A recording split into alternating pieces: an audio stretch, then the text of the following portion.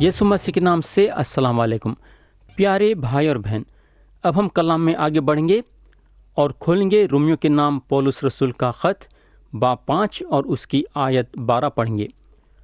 यहाँ पौलुस बोलते हैं, बस जिस तरह एक आदमी के सबब से गुनाह दुनिया में आया और गुनाह के सबब मौत आई और यूं मौत सब आदमियों में फैल गई, इसलिए कि सब ने गुनाह किया। प्यारे भाई और बहन, हम गुनहगार के नजात के बारे में देखे थे और अब हम मुक़द्दसों के पाकी सफाई के बारे में देखेंगे। नजात में हम राजबाज ठहराए गए, यानी कि जब हम नजात हासिल करें तो हमको राजबाज के हैसियत से बुलाया गया। मगर खुदा जो है एक आदमी को राजबाज बुलाने से भी ज़्यादा और भी कुछ उसके ज़िंदगी में करना चाहता है। राजबाजी एक आदमी को राजबाज नहीं बनाती, बल्कि इसका मतलब यह है कि खुदा के पाक दरबार में एक गुमराह गुनहगार अब राजबाज करार दिया गया है, मगर उसका दिल अभी नहीं बदला है। मेरे दोस्त, अगर आप ये सोचते हैं कि खुदा ये चाहता है कि एक गुनहगार को उसके गुनाह में छोड़ देना, तो आपकी सोच गलत है। खुदा हमको एक ऐसी हस्ती बनाना चाहता है जैसा हम बनना है। तो नजात में खुदा का ये इरादा भी है, जहाँ उन्हें एक गुनहगार को सिर्फ राजबाजिच बुलाना नहीं चाहता है, बल्कि राजबाज बुलाने के साथ साथ खुदा जो है एक गुनहगार को राजबाज भी बनाना चाहता है, यानी कि बुलाना चाहता भी है और बनाना चाहता भी है। यानी कि खुदा जो है एक ऐसा रास्ता निकालता है कि एक गुनहगार फजल में बढ़ता जाए और पाक साफ बन जाए। पाक साफ हो जाना यानी खुदा के लिए अलग किया जाना, ये है मतलब। तो प्यारे भाई और बहन, पौलुस यहाँ बोलते हैं, जिस तरह एक आदमी के सबब से गुनाह दुनिया में आया और गुनाह के सबब मौत आई और यूं मौत सब आदमियों में फैल गई, इसलिए कि सब ने गुनाह किया। मेरे भाई, अब हमको ये समझने की ज़रूरत है कि जो गुनाह के बारे में हम बात कर रहे हैं वो गुनाह आदम का गुनाह है, यानी कि आदम का वो पहला गुनाह, उनका पहला गुनाह, यानी कि उनकी नाफरमानी जो उन्होंने बाग़े अदन में करे, जो उनके सारे नस्ल पे मौत लाया। यहाँ हमको एक ख़ास बात पे गौर करना ज़रूरी है। जैसा हमको मालूम है कि हम सब गुनहगार हैं। हम इसलिए गुनहगार हैं क्योंकि हम गुनाह भरे कामा करते हैं। इसके अलावा हम इसलिए गुनहगार हैं क्योंकि हमारे तबीयत में गुनाह है। गुनाह हमको गुनहगार नहीं बनाता, मगर हम इसलिए गुनाह करते क्योंकि हमारे तबीयत में गुनाह भरा हुआ है। तीसरी बात यह कि हम गुनाह के हालत में हैं। खुदा सारे इंसानों को गुनहगार का लक़ब दिया है। आखिरी में हम इसलिए गुनहगार हैं क्योंकि आदम गुनाह करे और वो गुनाह उतर लेते हुए आ रहा है। तो आदम का गुनाह हर एक इंसान में उतरा, मगर यीशु मसीह के ज़रिए से हमको ये गुनाह से छुटकारा मिलता है। अब हम आयत 13 पढ़ेंगे। यहाँ पौलुस बोलते हैं, क्योंकि शरीयत के दिए जाने तक दुनिया में गुनाह तो था, मगर जहाँ शरीयत नहीं वहाँ गुनाह महसूब नहीं होता।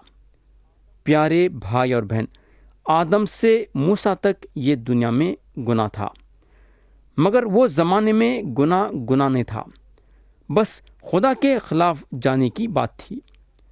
शायद ये वजह से खुदा जो है खैन को मौत की सज़ा नहीं दिया जब उन्होंने अपने भाई हाबिल का कत्ल करे।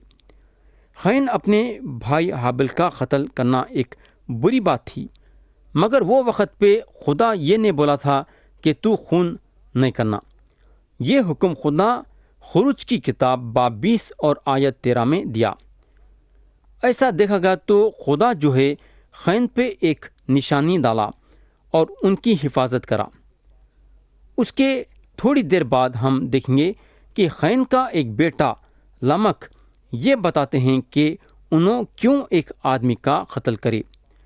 اگر ہم پیدائش کی کتاب باب 4 اور اس کی آیت 23 اور 24 پڑھیں گے تو انہوں بولتے ہیں، اے آدا اور ضلع میری بات سنو، اے لمک کی بیویوں میرے سخن پر کان لگاؤ۔ میں نے ایک مرد کو جس نے مجھے زخمی کیا مار ڈالا، اور ایک جوان کو جس نے میرے چوٹ لگائی قتل کر ڈالا۔ اگر قین کا بدلہ 7 گنا لیا جائے گا تو لمک کا 70 اور 7 گنا۔ تو یہاں اگر ہم دیکھیں گے لمک کے پاس اس کی ایک وجہ تھی۔ اس کے علاوہ وہ جو نسل پانی میں برباد ہو گئی تھی وہ گناہ میں بھری ہوئی تھی، اور وہ نسل گناہ میں اتنی بھر گئی تھی کہ وہ لا علاج تھا۔ اور پیدائش کی کتاب باب 6 اور اس کی آیت 5 میں لکھا ہوا ہے، اور خداوند نے دیکھا کہ زمین پر انسان کی بدی بہت بڑھ گئی، اور اس کے دل کے تصور اور خیال سدا برے ہی ہوتے ہیں۔ مگر پیارے بھائی اور بہن، ان میں سے کوئی بھی خدا کے 10 حکموں کو نہیں توڑا، کیونکہ اس وقت خدا کے 10 حکمیں نہیں تھے، مگر ان لوگوں کا انصاف خدا اس لیے کرا کیونکہ ان لوگاں گنہگار تھے۔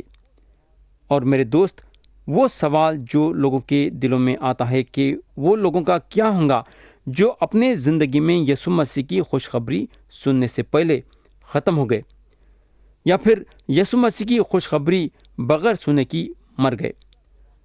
تو میرے دوست، اس کا جواب یہ ہے کہ سارے لوگاں گمراہ نسل سے ہیں۔ یہ بات کو قبول کرنے کے لیے آپ کو اور میرے کو مشکل ہے، مگر حقیقت یہ ہے کہ آپ اور میں ایک گمراہ نسل میں پیدا ہوئے ہیں۔ ہم کوئی اچھے لوگ نہیں ہیں۔ آپ اور میں ایک گمراہ نسل سے ہیں اور ہم کو چھٹکارا ملنے کی ضرورت ہے۔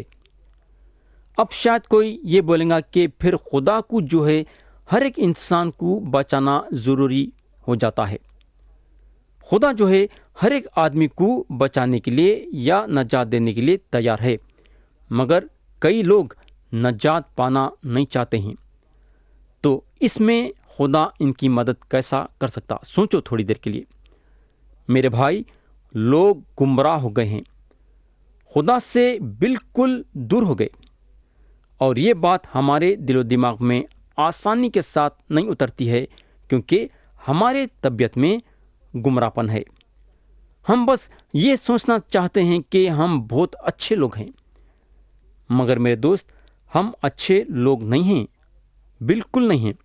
آیت 14 میں پولس بولتے ہیں، تاہم آدم سے لے کر، ذرا غور سے سنو، پھر سے پڑھتا ہوں، تاہم آدم سے لے کر موسیٰ تک موت نے ان پر بھی بادشاہی کی، جنہوں نے اس آدم کی نافرمانی کی طرح جو آنے والے کا مثل تھا گناہ نہ کیا تھا۔ تو پولس رسول موت کے بارے میں بات کر رہے ہیں اور بتاتے ہیں کہ ہر ایک انسان کو موت ہے۔ انہوں یہ بتاتے ہیں کہ موت جو ہے آدم سے لے کے موسیٰ تک بادشاہی کری، حالانکہ ان لوگوں خدا کے 10 حکموں کو نہیں توڑے، کیونکہ اس وقت ان لوگوں کے پاس 10 حکمیں نہیں تھے۔ دوسرے الفاظوں میں ان لوگوں کو خدا کے طرف سے 10 حکمیں نہیں دی گئی تھی، مگر پھر بھی آدمی جو ہے خدا کے نظروں میں ایک بہت بڑا گنہگار تھا۔ یہ جو لفظ موت ہے خدا کے کلام میں 3 حصوں میں استعمال کیا گیا ہے۔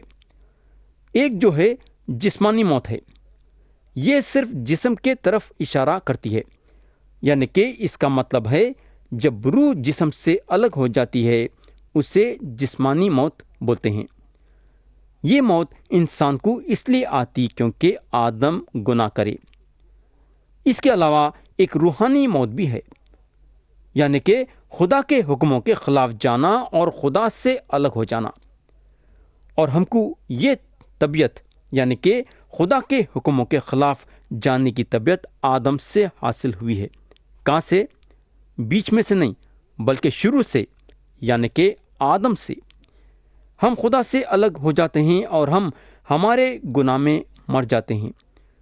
پولس افسیوں کی کلیسیا کو لکھتے ہیں، ذرا غور سے سنو، اور اس نے تمہیں بھی زندہ کیا جب اپنے قصوروں اور گناہوں کے سبب مردہ تھے۔ کتنی اچھی بات ہے میرے بھائی، ذرا غور سے اور ایک مرتبہ سنو۔ یہاں پولس بولتے ہیں اور اس نے تمہیں بھی زندہ کیا جب اپنے قصوروں اور گناہوں کے سبب مردہ تھے۔ تو یہ تصویر خدا کا کلام ہمارے سامنے رکھتا ہے۔ یہ ہوگا تیسری موت، جو ہے ہمیشہ کی موت، یعنی کہ ہم خدا سے ہمیشہ کے لیے الگ ہو جاتے ہیں، اور جب تک کہ آدمی چھڑا نہیں جاتا ہے یہ موت اس کا پیچھا کرتی ہے۔ مکشفہ کی کتاب باب 21 اور آیت 8 میں لکھا ہوا ہے، یہ بھی آیت بڑی زبردست ہے، ذرا غور سے سنو۔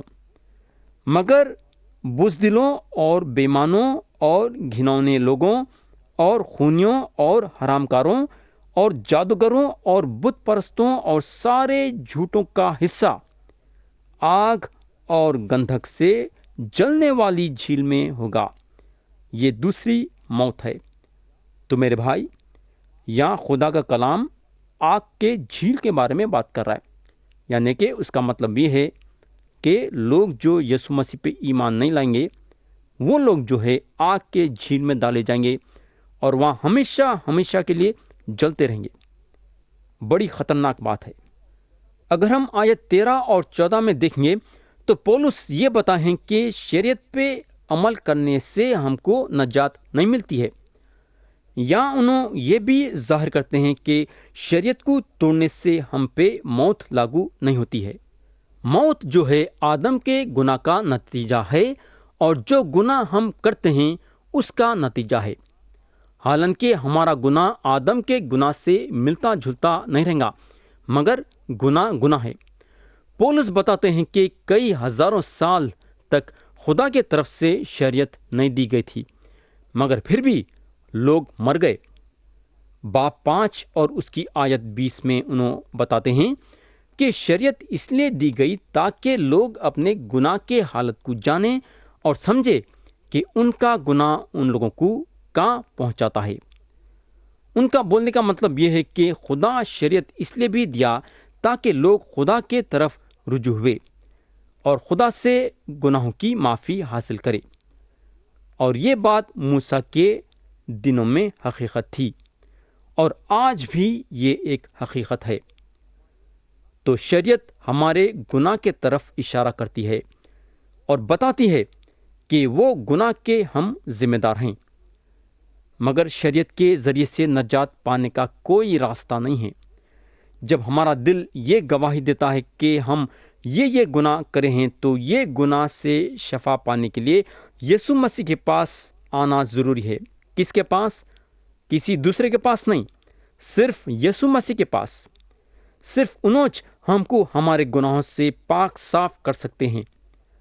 اب ہم آیت 15 پڑھیں گے اور دیکھیں گے کہ پولس کیا بولتے ہیں۔ لیکن قصور کا جو حال ہے وہ فضل کی نعمت کا نہیں، کیونکہ جب ایک شخص ایک قصور سے بہت سے آدمی مر گئے تو خدا کا فضل اور اس کی جو بخشش ایک ہی آدمی یعنی یسوع مسیح کے فضل سے پیدا ہوئی، بہت سے آدمیوں پر ضروری افراد سے نازل ہوئی۔ پیارے بھائی اور بہن، ہم مسیح میں بہت کچھ ہیں۔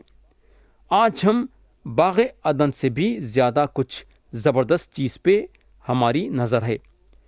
عبرانیوں کو جو خط لکھے انہوں بتاتے ہیں یہ سب ایمان کی حالت میں مرے اور وعدہ کی ہوئی چیزوں نہ پائیں، مگر دور ہی سے انہیں دیکھ کر خوش ہوئے اور اقرار کیا کہ ہم زمین پر پردیسی اور مسافر ہیں۔ آیت 16 میں پولس بولتے ہیں، اور جیسا ایک شخص کے گناہ کرنے کا انجام ہوا، بخشش کا ویسا حال نہیں، کیونکہ ایک ہی کے سبب سے وہ فیصلہ ہوا جس کا نتیجہ سزا کا حکم تھا، مگر بہت تیرے قصوروں سے ایسی نعمت پیدا ہوئی جس کا نتیجہ یہ ہوا کہ لوگ رازباز ٹھہرے۔ تو ایک آدمی یعنی کہ آدم کا گناہ سارے دنیا والوں کو گنہگار بنا دیا، اور ایک آدمی کے فرمان برداری سے یعنی کہ یسوع مسیح ہمارے گناہوں کے معافی کے لیے صلیب پہ اپنی جان دینا ایک گنہگار آدمی کو نجات دینے کا ذریعہ نکلا۔ آج ایک گمراہ آدمی امید کر سکتا ہے کہ اگر انہیں یسوع مسیح پہ ایمان لائیں گا تو اس کے سارے گناہ معاف ہوں گے اور خدا کے طرف سے اس کو روحانی زندگی ملیں گی۔ آیت 17 میں پولس بولتے ہیں، کیونکہ جب ایک شخص کے قصور کے سبب موت نے اس ایک کے ذریعے سے بادشاہی کی، تو جو لوگ فضل اور رازبازی کی بخشش افراط سے حاصل کرتے ہیں وہ ایک شخص یعنی یسوع مسیح کے وسیلے سے ہمیشہ کی زندگی میں ضروری بادشاہی کریں گے۔ پیارے بھائی اور بہن، پولس پہلے بتائیں کہ موت بادشاہی کی ہے۔ ایک آدمی جو ایک گناہ کرا، موت جو ہے تخت پہ آ کے بیٹھ گئی اور بادشاہی کرنے لگی، یعنی کہ ایک گناہ سارے دنیا کو لپیٹے میں لے لیا۔ یا پولس جو ہیں ایک اور بادشاہی کی بات کر رہے ہیں، جو کہ یہ بادشاہی موت کے بادشاہی سے کئی گنا زیادہ بڑی ہے۔ یہ زندگی کی بادشاہی ہے۔ خدا جو ہے یہ زندگی کی بادشاہی ان کو دینا چاہتا ہے جو موت کے لپیٹے میں ہیں، یعنی کہ ان لوگوں کو جو موت کے بادشاہی میں بند ہیں۔ اور یہ زندگی کی بادشاہی خدا جو ہے فضل کے ذریعے سے دینا چاہتا ہے۔ آدمی صرف یہ بادشاہی کو لینے کے لیے اپنا قدم آگے بڑھانا ہے، اور یہ بادشاہی کے جو بادشاہ ہیں وہ ہیں یسوع مسیح۔ یہ تحفہ ہم کو یسوع مسیح کے طرف سے ملتا ہے۔ آیت 18 اور 19 میں پولس بولتے ہیں، غرض جیسا کہ ایک قصور کے سبب وہ فیصلہ ہوا جس کا نتیجہ سب آدمیوں کی سزا کا حکم تھا، ویسا ہی رازبازی کے ایک کام کے وسیلے سے سب آدمیوں کو وہ نعمت ملی جس سے رازباز ٹھہر کے زندگی پائیں، کیونکہ جس طرح ایک ہی شخص کی نافرمانی سے بہت سے لوگ گنہگار ٹھہرے، اسی طرح ایک کی فرمان برداری سے بہت سے لوگ رازباز ٹھہریں گے۔ پیارے بھائی اور بہن، آدم کی ایک نافرمانی سب کو گنہگار بنا دی، لیکن یسوع مسیح کی فرمان برداری ان کی موت اور مردوں میں سے جی اٹھنا خدا کے لیے ممکن کرتی ہے ایک آدمی کو رازباز ٹھہرانے کے لیے جو یسوع مسیح پہ ایمان لاتا ہے۔ ہم سب آدم کے جسمانی گھرانے میں پیدا ہوئے ہیں، وہ گھرانے میں پیدا ہوئے ہیں جو موت کے طرف بڑھاتا ہے۔ ہم سب آدم کے گناہ کا نتیجہ کاٹتے ہیں۔ ہم ان کے قصوروں کو، ان کے گناہ کے طبیعت کو اور خدا کے سزا کو ہمارے زندگی میں اتار لیے ہیں، مگر یسوع مسیح کے ذریعے سے سزا کے بجائے معافی کی تجارت کر سکتے ہیں۔ مسیح کی اچھائی کو حاصل کر کے گناہ کو ہمارے زندگی سے دور کر سکتے ہیں۔ یسوع مسیح ہمارے سامنے ایک موقع رکھنا چاہتے ہیں ان کے روحانی گھرانے میں پیدا ہونے کے لیے، وہ گھرانے میں جہاں معافی کے ساتھ شروع ہوتی ہے اور ہمیشہ کی زندگی کی طرف بڑھاتی ہے۔ اگر ہم کچھ بھی نہیں کریں گے تو آدم کے ذریعے سے موت مل جائیں گی، لیکن اگر ہم یسوع مسیح پہ ایمان لا کے خدا کے پاس آئیں گے تو یسوع مسیح کے ذریعے سے ہم کو زندگی ملیں گی۔ تو پیارے بھائی اور بہن، آپ کون سے گھرانے سے تعلق رکھنا چاہیں گے؟ آدم کے جسمانی گھرانے سے یا پھر یسوع مسیح کے روحانی گھرانے سے؟ آیت 20 پڑھیں گے، اور بیچ میں شریعت آ موجود ہوئی تاکہ قصور زیادہ ہو جائے، مگر جہاں گناہ زیادہ ہوا وہاں فضل اس سے بھی نہایت زیادہ ہوا۔ تو پیارے بھائی اور بہن، جب خدا شریعت دیا تو شریعت کے ساتھ قربانی کا طریقہ بھی دیا۔ اس کے بعد آگے چل کے یسوع مسیح یہ قربانی کے حصے کو پورا کرنے یہ زمین پہ آئے۔ دوسرے الفاظوں میں خدا انسانی نسل کو یعنی کہ گمراہ نسل کو گناہوں کے قصوروں سے آزاد ہونے کے لیے ایک موقع دے رہا ہے۔ تو میرے دوست، کیا آپ یہ موقع کا فائدہ اٹھانا چاہیں گے کیا؟ اب ہم آیت 21 پڑھیں گے، جو کہ یہ باب کی آخری آیت ہے۔ تاکہ جس طرح گناہ نے موت کے سبب سے بادشاہی کی، اسی طرح فضل بھی ہمارے خداوند یسوع مسیح کے وسیلے سے ہمیشہ کی زندگی کے لیے راز بازی کے ذریعے سے بادشاہی کرے۔ پیارے بھائی اور بہن، ہم ایک ایسے دنیا میں ہیں جہاں گناہ بادشاہی کر رہا ہے۔ کیا آپ جاننا چاہیں گے کیا کہ آج یہ دنیا کا بادشاہ کون ہے؟ کلام بتاتا ہے کہ شیطان یہ دنیا کا شہزادہ ہے۔ شیطان ہے جو زمین کے ادھر اور ادھر جاتا ہے، یہ دیکھنے کے لیے کہ کس کو پھاڑ کھائیں۔ تو پیارے بھائی اور بہن، کیا آپ یسوع مسیح کے ساتھ بادشاہی کرنا چاہیں گے کیا؟ مرضی آپ کی ہے اور فیصلہ آپ کا ہے۔ خدا ہم سب کو آج کے کلام کے ذریعے سے برکت دے، یسوع مسیح کے نام سے آمین۔